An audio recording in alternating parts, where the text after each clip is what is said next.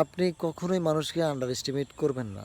Under estimate করলে আজকে যাকে আপনি আন্ডার এস্টিমেট করবেন, ইন ফিউচারে কিন্তু এরকম হবে তার চাইতে নিচে আছেন আপনি। তখন আপনার কেমন লাগবে? আপনি স্কুলের টপার স্টুডেন্ট ছিলেন না? আপনার কি চাকরি হয়েছে? আপনার কি ভালো ব্যবসা হয়েছে? হয় নাই কিন্তু।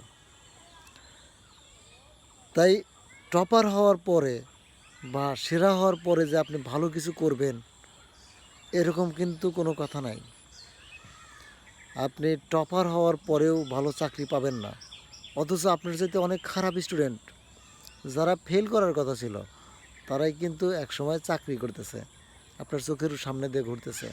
আপনার মনে হিংসা হবে তখন। এই হিংসাটা হবে কেন? কারণ আপনি তাকে আন্ডার এস্টিমেট একসময় করছিলেন, এজন্য আপনার হিংসা হবে। সো মানুষকে কখনোই আন্ডার এস্টিমেট করবেন না। যে কেউ যে কোনো সময় যে কোনো কাজ করতে পারে। আশা করি বুঝতে পেরেছেন। ধন্যবাদ।